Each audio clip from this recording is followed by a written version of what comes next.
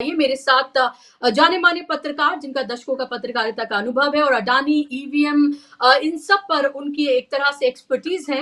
हेमंत अत्री जी मेरे साथ जुड़ गए हैं। हेमंत जी बहुत बहुत स्वागत आपका कार्यक्रम में। और एक और मेहमान अब से कुछ ही देर में गिरीश जोशी जी भी मेरे साथ जुड़ेंगे। लेकिन हेमंत जी सवाल ये है, महाराष्ट्र के चुनाव से लेकर उससे पहले हरियाणा का चुनाव और अब अमेरिका में धोखाधड़ी और ये तमाम रिश्वत देने और सबूतों से छेड़छाड़ करने, ये तमाम जो चीजें हैं वो पूरे सरफेस पर हैं। इसमें अब ढका छुपा कुछ नहीं है कि क्या कुछ हो रहा है।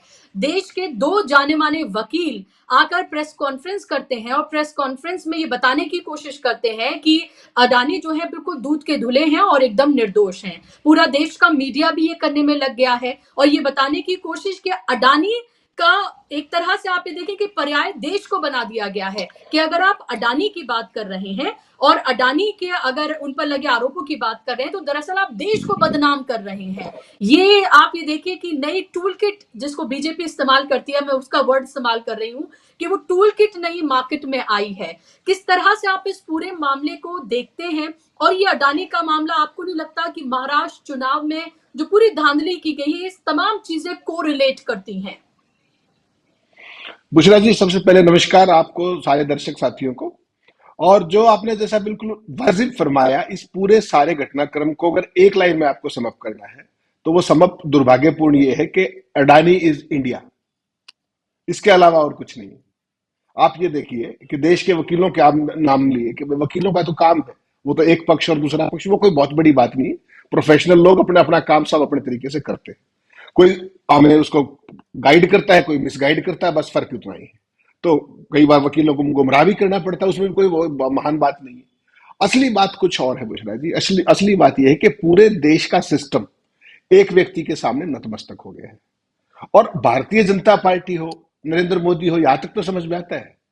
देश का पूरा मीडिया, पूरी की पूरी जांच एजेंसियां और सबसे महत्वपूर्ण बात कि ट्रोल आर्मी, जैसा आपने जिक्र किया, सारे ही तो एक हो गए हैं। कमाल देखिए, ये घटनाक्रम मुझे एक याद दिलाता है अमेरिका की 20वीं सदी की शुरुआत में। अगर आप जाएं तो 4 लाइन का एक उदाहरण है जो मैं जरूर बताना चाहूंगा दर्शकों को। कल ही मैंने पढ़ा वो और बड़ा इंटरेस्टिंग है। 20वीं शताब्दी के शुरू के अंदर अमेरिका के अंदर एक कंपनी होती थी, यूनाइटेड फ्रूट कंपनी। वो कंपनी ना केवल देश की आर्थिक नीतियां तय करती थी, बल्कि पड़ोसी देशों के साथ अमेरिका के कैसे संबंध होंगे, आर्थिक और कूटनीतिक, ये संबंध भी तय करती थी। तो मुझे तुरंत वो उदाहरण याद आया कि क्या अडानी जी भी तो वही नहीं हो रहे हैं? आप श्रीलंका के साथ देख लीजिए। देश की आर्थिक नीतियां तो छोड़ ही दीजिए, केंद्र की जो सबसे बड़ी एजेंसी है, जो अपने क्या बोलते हैं, non conventional power, solar power का जो करती है, वो तो केंद्र की एजेंसी है। रिन्यूएबल एनर्जी डिपार्टमेंट के अंदर आती है, मिनिस्ट्री के अंदर आती है। आपने बांग्लादेश के साथ क्या चल रहा है अभी हाईकोर्ट के अंदर, आपका श्रीलंका के अंदर क्या चल रहा है, केनिया की राष्ट्रपति ने किस तरीके से वहां पर सदन के अंदर क्या कहा कि इतने अरब डॉलर के हमारे सारे कॉन्ट्रैक्ट कैंसिल हो गए। ऑस्ट्रेलिया के अंदर आपने क्या देखा, अमेरिकन कंपनी ने किस तरीके से कहा कि हम और ज्यादा इन्वेस्ट नहीं करेंगे। ये सारा क्या है? ये सारी बातें कुछ कह रही हैं। एक तरफ इस देश के अंदर दिल्ली के मुख्यमंत्री, दिल्ली के उप मुख्यमंत्री, झारखंड के मुख्यमंत्री हेमंत सोरेन, उन किसी से 1 रुपए की बरामदगी हुई थी क्या? कोई इस तरह की चीज थी क्या उनके ऊपर? कोर्ट से भी वो बाहर आ गए, जमानत पर सारी बात होगी। अडानी का ऐसा क्या है कि उनको आज तक नोटिस भी नहीं दिया किसी ने? जांच तो बात छोड़ दीजिए, सेबी से लेकर के तमाम जो आपकी जांच एजेंसियां हैं, serious fraud investigation, ED, CBI, क्या आपने सुना कि उनको कोई नोटिस भी दिया गया है आज तक? ये केवल चिंता का विषय बता रहा हूं मैं। अडानी इंडिया कैसे हो गए हैं कि मोदी जी उनकी बात माने, ठीक है, वो उनके स्पॉन्सर है, आज से नहीं 2013 से फाइनेंसर है, ये भी समझ में आता है। आपने कमाल देखा होगा कि जो पूरा इलेक्ट्रल बॉन्ड का मामला है उसमें कहीं अडानी की किसी कंपनी का नाम नहीं आया, बाकी सब कहा गया, उनका कहीं नाम नहीं आया। सब जबकि सुप्रीम कोर्ट के आदेश के बाद सारी डिटेल्स आ गई। इसका मतलब समझ लीजिए आप क्या है। तो कुल मिलाकर के फिर कोर्ट्स के अंदर जिस तरीके का रवैया रहा है, सेबी का जिस तरीके का रवैया रहा है, बुशरा जी, ये एक इंडिविजुअल की बात नहीं है। अडानी जी के ऊपर सवाल अब केवल एक आएगा कि क्या अडानी हिंदुस्तान होकर के, हिंदुस्तान की जो आज तक की 75 साल की विश्वसनीयता है वर्ल्ड ओवर, चाहे वो हमारी एजेंसीज की हो, चाहे हमारी स्टॉक एक्सचेंज की हो, चाहे हमारे बैंकिंग सिस्टम की हो, क्या वो सारी तो बर्बाद नहीं हो जाएगी? अडानी, मेरी चिंता ये नहीं कि अडानी मोदी को लेकर डूब जाएंगे, अडानी बीजेपी को लेकर डूब जाएंगे, मेरी ये बिल्कुल चिंता नहीं है। मेरी चिंता यह है कि देश की जो विश्वसनीयता है over a period of time जो उसने अर्जित की है पूरे इंटरनेशनल प्लेटफॉर्म पे, क्या उसको तो लेके नहीं डूब जाएंगे और डूबना शुरू कर दिया है उन्होंने? मेरा सवाल ये है। और इसके पीछे बहुत गंभीर आधार है, ऐसे नहीं है। हिंदुस्तान के अंदर तौर पे कह रहा हूं मैं, till the time it is proved, American एजेंसियां इंडाइक्टमेंट करती हैं। अमेरिकन एजेंसियां रिश्वत हिंदुस्तान में, इंडाइक्टमेंट अमेरिका में, क्योंकि उनके निवेशकों के पैसे कुछ लगे हुए हैं। तो हिंदुस्तान के निवेशकों के तो बहुत सारे पैसे लगे हुए हैं। नंबर दो, अडानी के ऊपर आज की तारीख में, मोदी जिनको आप कहते हैं कि मोदी जी के जो प्रिय सबसे व्यक्ति है देश में दुनिया में, अडानी के ऊपर आज देश के बैंकों का कितना कर्ज है? ठीक, वो कौन सी ऐसी प्रोडक्शन करते हैं? कोई ऐसा प्रोडक्शन उसमें है? वो उन्होंने आज तक, वो दुनिया के नंबर एक भी रहे कुछ दिनों तक, रही फिर दूसरे और तीसरे नंबर पर भी रहे। उन्होंने आज तक किसी भी स्टेज पर 30,000 से ऊपर लोगों को रोजगार नहीं दिया। 30,000 मैक्सिमम था। तो ऐसी क्या चीज है कि अडानी का जो वो है सारा नेटवर्क, वो इतनी स्पाइरल हुआ, इतनी जबरदस्त तरीके से बढ़ा कि पूरी दुनिया में भूतों ने भविष्य की स्थिति है। अब बुशरा जी आगे चलिए आप, जब सब कुछ सारा तंत्र हाथ में आ जाए, आप लोकतंत्र कहते हैं, ये लोकतंत्र कैसे हुआ बताइए आप? जब सब कुछ घर बैठ गया एक व्यक्ति को बचाने के लिए, तो आप उसका मतलब समझ सकती हैं। और गुमराह क्या किया जा रहा है लायंस की बैटरी के द्वारा, कि जो इंडाइटमेंट का पैरा 1 और पैरा चार्ज 5 है, उसमें वो नेम्ड नहीं है। अरे जब वो अमेरिका के नागरिक ही नहीं है, उसमें तो अमेरिकन के ऊपर वो आता है, ठीक है ना? तो अमेरिका की जो कंपनी तो है उसकी पार्टनर, अमेरिकन लोगों का पैसा तो लगा हुआ है। तो अगर उन दो चार्जेस के ऊपर वो इंडाइक्टेड नहीं भी होंगे, ऑब्वियसली नहीं होंगे, क्योंकि उन पर लागू नहीं होता वो कानून, बाकी सारा क्या है? हिंदुस्तान की सेबी क्या कर रही है? और किसी सुप्रीम कोर्ट, किसी हाई कोर्ट ने अब तक इसका सुओ मोटो क्यों नहीं लिया है? क्या ये इतना हल्का मामला है? इस मामले को क्या आप समझ नहीं है कि मोदी जी इसकी गंभीरता को नहीं समझ रहे, बाकायदा समझ रहे? They are buying time. आपने हाउस शुरू हुआ, शीतकालीन सत्र शुरू हुआ, लीडर ऑफ ऑपोजिशन को राज्यसभा के सभापति ने क्या कहा? वो केवल एक बात कह रहे थे कि साहब ये महत्वपूर्ण विषय है, देश का विषय है, मैं इसको उठाना चाहता हूं। सभापति ने क्या कहा कि nothing is going on record. किस बात पर हाउस एडजर्न हो रहा है ये तो बता दीजिए। हाउस किस लिए होता है? हाउस में क्या चीज चर्चा होती है? अगर ये चर्चा नहीं होगी, मणिपुर नहीं होगी, संबल की चर्चा नहीं होगी, महाराष्ट्र के चुनावों की चर्चा नहीं होगी, मशीन की गड़बड़ियों की चिंता चर्चा नहीं होगी, राजीव कुमार की चर्चा नहीं होगी, तो फिर किस चीज की चर्चा होगी? इस देश को एक बात तो समझनी पड़ेगी ना। और अडानी की प्रोटेक्शन के अंदर सारे का सारा तंत्र क्यों लग गया है? टू द एक्सटेंट के दोनों हाउसेज की चेयर भी लग गई कथित तौर पर। नहीं तो क्या कारण है कि चर्चा नहीं हो रही? जबकि प्रधानमंत्री जी बाहर खड़े होकर क्या कहते हैं कि हम हर मुद्दे पर चर्चा को तैयार हैं। तो इससे बड़ा तो मुद्दा आज की तारीख में कोई भी नहीं है। पिछले 4 दिनों में जब से इंडाइटमेंट वाली खबर आई है, 3.25 लाख करोड़ का नेटवर्थ कम हो गया अडानी की कंपनियों का। तो क्या लगता है आपको, आम आदमी प्रभावित नहीं हो रहा हिंदुस्तान का? कुछ तो पोर्शन उनका भी है ना। और इससे पहले जब हिंडनबर्ग का हुआ था, उसमें तो इससे कई गुना हो गया था, तब भी कोई जांच नहीं हुई।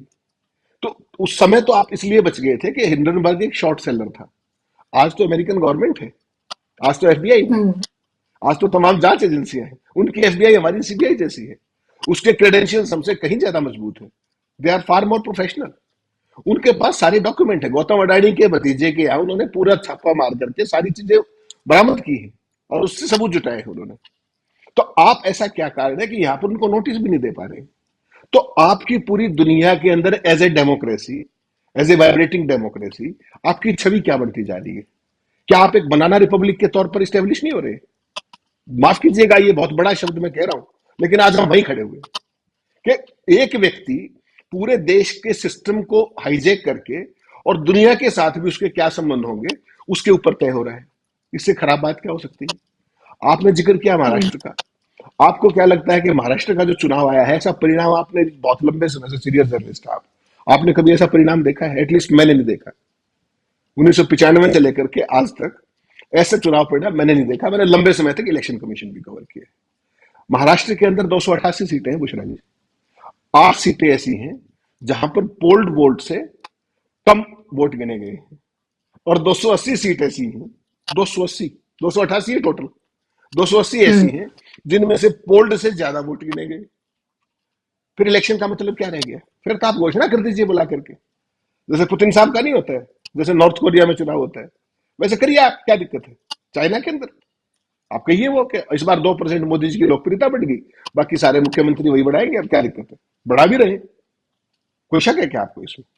तो ये तंत्र जो है, जो धारावी वाला प्रोजेक्ट था और तमाम जिस तरह की चीजें हैं, अभी तक तो देखिए महाराष्ट्र में नई सरकार बनी भी नहीं है, गठन नहीं हुआ है। और पहला पुरस्कार कथित तौर पर, आभार के तौर पर महाराष्ट्र की जनता को बीजेपी ने दे दिया है। आज ही मैं खबर पढ़ रहा था, महाराष्ट्र के हम्म। रत्नागिरी में एक बहुत बड़ा मेगा प्लांट आने वाला था, जो ये अपने रिफाइनरी का बहुत मेगा बड़ा, सऊदी अरब की मदद से। और आज वो टाइम्स ऑफ इंडिया ने स्टोरी की है कि वो प्रोजेक्ट जो या तो गुजरात जा रहा है या वो आंध्रा जा रहा है। इससे पहले खड़गे साहब ने कितनी बार ये कहा कि सारे के सारे महाराष्ट्र के प्रोजेक्ट गुजरात चले गए, इधर उधर चले गए, उन्होंने बाकायदा सूची जारी की। और उसके बावजूद भी भारतीय जनता पार्टी महाराष्ट्र में हिस्टोरिकल मैंडेट ले रही है, 90% का स्ट्राइक रेट, जो भूतों ने भविष्य है। और जो माहौल जो हम्म। आपने हरियाणा में था, आप भी यहां घूम रहे थे, हम भी घूम रहे थे, सारे देश के लोग, सारे पत्रकार, सारी एजेंसियों के जितने भी आकलन थे हरियाणा में फ्लॉप हुए, हम भी उनमें से एक है। और वही आकलन अब महाराष्ट्र में जाके फेल हो गए। किसने कहा था कि बीजेपी का 90% स्ट्राइक रेट होगा? क्या केवल और केवल राजीव कुमार को ही पता है सारी बातों का? क्या केवल और केवल मोदी को ही पता है? और एक बुशरा जी सवाल मैं आपके दर्शकों के लिए छोड़ रहा हूं कि आज से पहले तक, हरियाणा के चुनाव से पहले तक, या मध्य प्रदेश, राजस्थान, छत्तीसगढ़ के चुनाव से पहले, अगर आपको याद हो, चुनाव इस देश में एक सेलिब्रेशन है, उसको एक उत्सव के तौर पे मनाया जाता है, डेमोक्रेसी का उत्सव सबसे बड़ा। जब भी कोई चुनाव होता था, अगर आपने अपनी सरकार कायम रखी, यानी कि सत्तारूढ़ सरकार को वापस लाए, तो भी जनता सेलिब्रेट करती थी, सड़कों पर जुलूस निकाले जाते थे विजय। और अगर उसको बदलती थी तो भी विजय जुलूस निकलते थे और सेलिब्रेशन होते थे। जब से आपने मध्य प्रदेश, राजस्थान, छत्तीसगढ़, हरियाणा और महाराष्ट्र, ये रिजल्ट जब से आए हैं, आपने इन राज्यों में, किसी भी राज्य में भारतीय जनता पार्टी का एक भी विजय जुलूस देखा है? एक भी? कहीं स्टेट हेडक्वार्टर के ऊपर कोई उत्सव हुआ है? क्या कारण है कि जो जनता उत्सव मनाती थी, आज वो स्टेट्स के चुनाव परिणाम घोषित होते ही सदमे में आ जाती है? They are shocked. मैं समझता हम्म। हूं कि बुशरा जी ने वोट दे दिया होगा, बुशरा जी समझती होंगी किसी ने दे दिया होगा, और सारे एक दूसरे को शक की दृष्टि से देख रहे हैं और वोट दे रहे हैं राजीव कुमार जी का सिस्टम। और कल मेरी एक बहुत बड़े इलेक्शन कमिश्नर से मेरी बात हो रही थी, रिटायर्ड से। उन्होंने एक बड़ी दुख भरी दास्तां कही मुझे एक पंक्ति में। उन्होंने कहा, हेमंत जी देखिए, अभी तक हम सॉल्यूशन का एक पार्ट होते थे, जब भी कोई बात आती थी चुनाव आयोग की प्रक्रिया पर, किसी भी बात पर, तो हम सॉल्यूशन का पार्ट होते थे। आज मुझे दुर्भाग्य के साथ कहना पड़ रहा है कि चुनाव आयोग खुद प्रॉब्लम का पार्ट हो गया है, प्रॉब्लम का कारण हो हम्म। गया है। ये छोटी स्टेटमेंट नहीं, ये बहुत बड़ी स्टेटमेंट है, और ये इंडाइक्टमेंट है किस तरीके से राजीव कुमार काम कर रहे हैं। और आज कहीं ना कहीं मुझे कथित तौर पे यह भी समझ में आता है कि अरुण गोयल जिनकी नियुक्ति पर इतना बवाल हुआ सुप्रीम कोर्ट तक सब चीजों पे, वो क्यों छोड़ के चले गए? इससे पहले आपको ध्यान है अशोक लवासा छोड़ के चले गए थे। सरकार ने आज तक हम्म। कोई चुप्पी नहीं तोड़ी इन सारे मामलों पर। तो देश का चुनाव आयोग भी उस सिस्टम का हिस्सा हो गया है। जो रेफरी था वो एक प्लेयर हो गया है, और प्लेयर भी एक टीम का ओपनर बैट्समैन हो गया है कि ओपन भी वही करता है, वो आउट भी कभी नहीं होता है, और क्योंकि उसको संवैधानिक प्रोटेक्शन है, और वो जो चाहे शेरो शायरी करता है। आप ये बताइए, देश के इतने बड़े बड़े सेफोलॉजिस्ट और सारे लोग एक सवाल पूछ रहे हैं कि इतने दिनों से महाराष्ट्र का रिजल्ट आ गया, अब आप ये बता दीजिए कि वोट बढ़े कैसे? क्या ये जिम्मेदारी चुनाव आयोग की नहीं है कि वो बताए? अगर बिल्कुल। नहीं है तो क्या उनको इम्पीच नहीं कर दिया जाना चाहिए सीधे सीधे? हम्म। ईवीएम की बात है, आपने बहुत अच्छा एक तर्क दिया कि साहब अगर ईवीएम में कोई गड़बड़ नहीं तो वीवीपैट क्यों लगाया गया? सुप्रीम कोर्ट के आदेश पे ही लगा था ना। अब मैं उस सवाल को थोड़ा सा और आगे लेके जाता हूं। वीवीपैट के ऊपर इस देश की जनता के हार्ड अर्न मनी, मेरा और आपका टैक्स का पैसा, उससे हजारों करोड़ रुपए की वीवीपैट खरीदी गई, और वो हर एक मशीन के साथ अटैच की गई, हर एक के साथ। मुझे सिर्फ एक सवाल का जवाब दे दीजिए आप, अगर आपको सारी मशीनों की, सारी वीवीपैट की काउंटिंग नहीं करानी थी, तो आप वीवीपैट भी 5% मशीनों से ही जोड़ देते, वो 95% के हम्म। तो पैसे बच जाते। क्या सुप्रीम कोर्ट को ये दिखाई नहीं दे रहे हैं? सुप्रीम कोर्ट के यहां कल एक पेटिशन गई, अर्जी फर्जी ऐसे ही। सुप्रीम कोर्ट की भाषा देखिए आपने क्या कहा है कि हारने के बाद आ जाते हैं कोर्ट में, ये वो। अदालत का ये काम है क्या? ये किसकी भाषा है? ये बीजेपी की ट्रोल आर्मी की भाषा है। बीजेपी, बीजेपी के प्रवक्ता, प्रधानमंत्री मोदी, सारे ही तो यही सब भाषा बोलते हैं। हार गए तो ईवीएम, हार गए तो ईवीएम। सुप्रीम कोर्ट को क्या अपने दायित्वों का निर्वहन पॉपुलर परसेप्शन के आधार पर नहीं करना चाहिए, टेक्निकल परसेप्शन पे नहीं करना चाहिए? क्या उनको एक्सपर्ट्स के साथ बैठकर इस पर विचार नहीं करना चाहिए?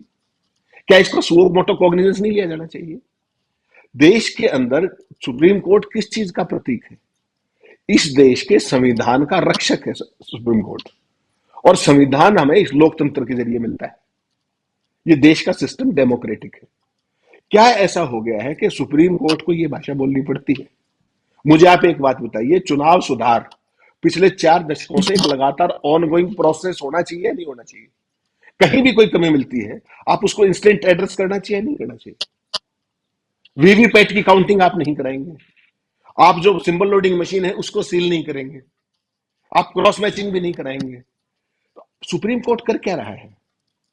तो ये सारे पक्ष जो है, लोग हमें गालियां देते रहे, उससे बहुत फर्क नहीं पड़ता। ट्रोल आर्मी तमाम तरह की भाषा प्रयोग करती है, कोई खास बात नहीं। इसमें से कौन सा ऐसा सवाल है जो मैंने आपसे के सामने उठाए जिसका जवाब नहीं मिलना चाहिए डेमोक्रेसी के अंदर? और अगर जवाब नहीं हम्म। देना है तो आप कहिए कि we are a fascist country.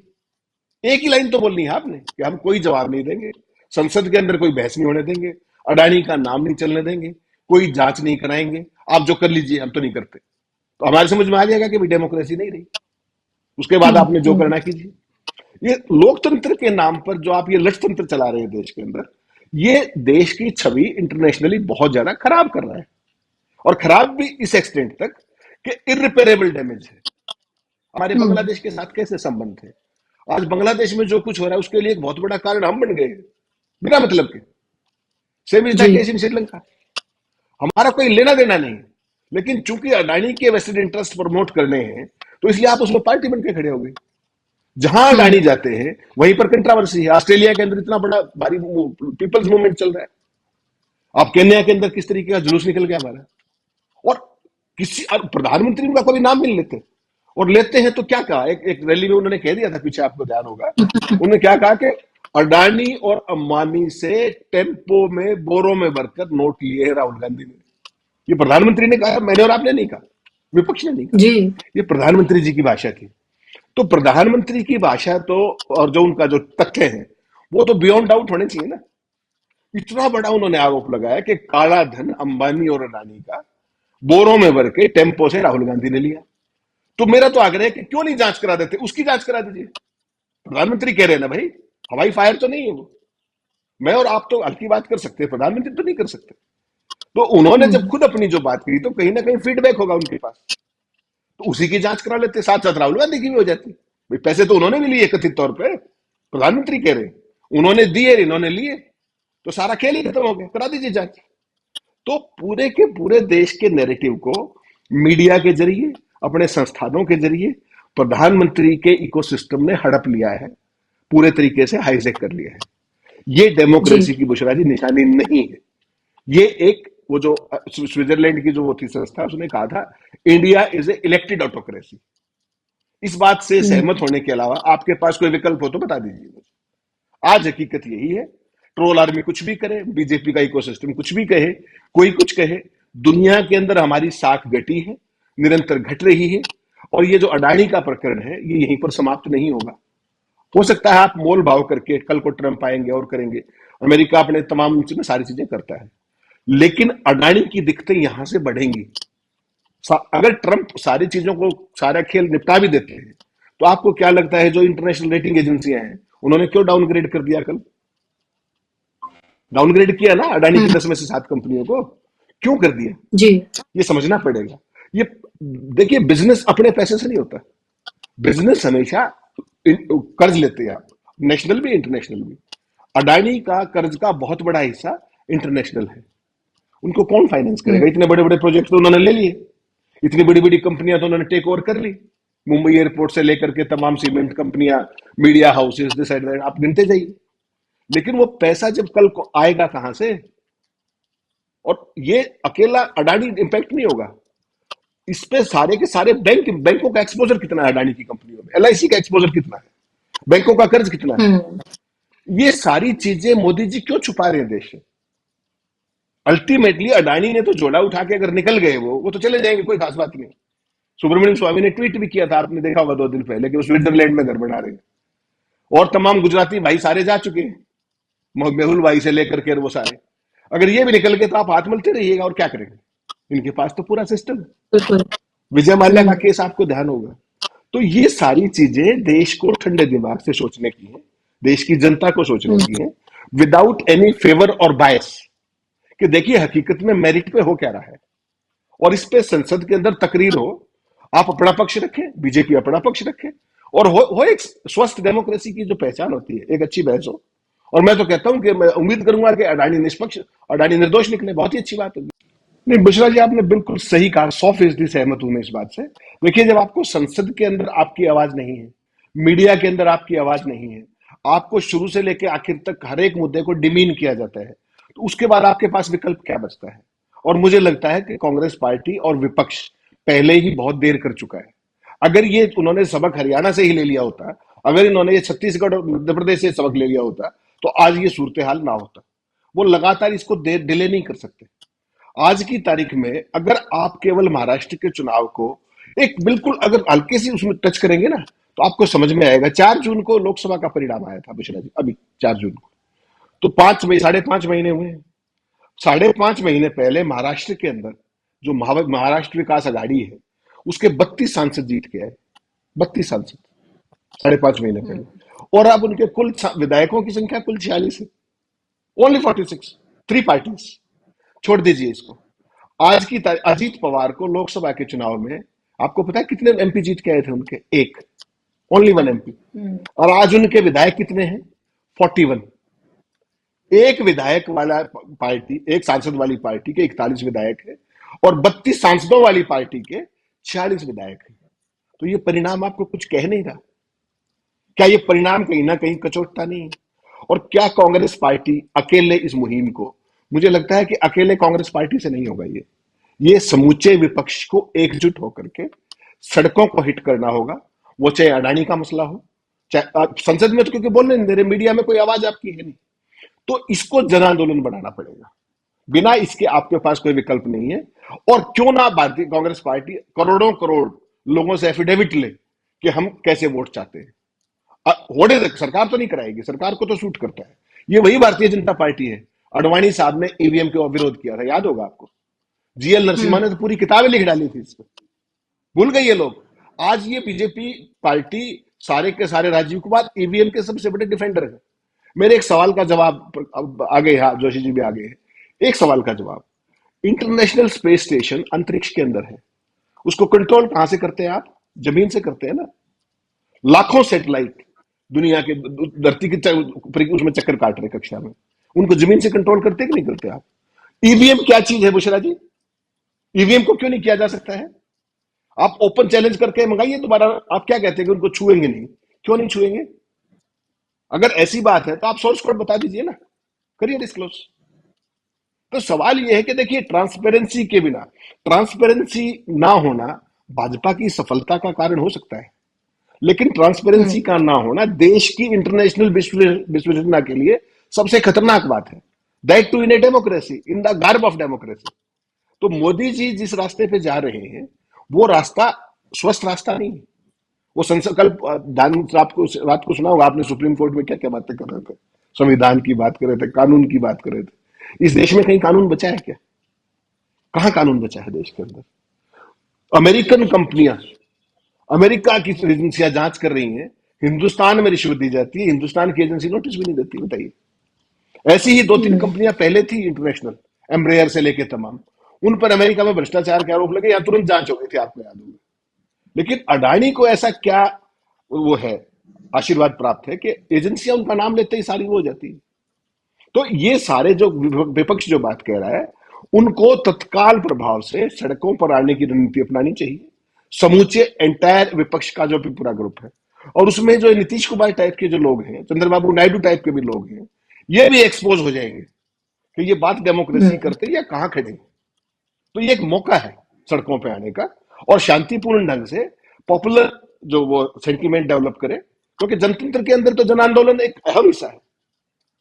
तो उस सारे के अंदर अगर कांग्रेस पार्टी इसको लीड नहीं करती है प्रमुख विपक्षी पार्टी, तो एक बात याद रखिएगा, मोदी जी कहा करते थे कि कांग्रेस मुक्त भारत, बहुत बार कहते थे, अब तो छोड़ दिया उन्होंने। लेकिन मैं दूसरी उससे भी आगे की बात कह रहा हूं। अगर ये लोग अब सड़कों पर नहीं आए, इंडिया अलायंस, तो कांग्रेस मुक्त भारत नहीं, ये विपक्ष मुक्त भारत की मुहिम है, ये याद रखिएगा। और बिना विपक्ष के लोकतंत्र कैसा होता है वो आप चाइना में देख लीजिए, आप रशिया में देख लीजिए, आप नॉर्थ कोरिया में देख लीजिए। वो जो मॉडल जिसका हमें आशंका थी, उस मॉडल की तरफ ये देश दुर्भाग्यपूर्ण ढंग से बहुत तेजी से बढ़ रहा है। मेरा केवल इतना विनम्र एक आपको सबमिशन है। इस पर पूरे जितने भी सोशल मीडिया के साथी हैं और जो देश को बचाने के लिए अपने स्तर पे जो कर सकते हैं, दे शुड ऑल ट्राई। और आपने कहा ना कि इतना आप ज्यादा, मैं जरूर से ज्यादा पॉजिटिव हो रहा हूं। देखिए, wishful thinking, we are democracy loving people, तो हम कभी नहीं चाहेंगे कि देश का नुकसान हो, देश की जो बिल्कुल। पूरी की पूरी इंटरनेशनल छवि है वो खराब हो। तो हमारी तो विशफुल थिंकिंग यही रहेगी कि देश संविधान और कानून के हिसाब से चले, आपकी पर्सनल लाइकिंग डिसलाइकिंग के हिसाब से ना चले।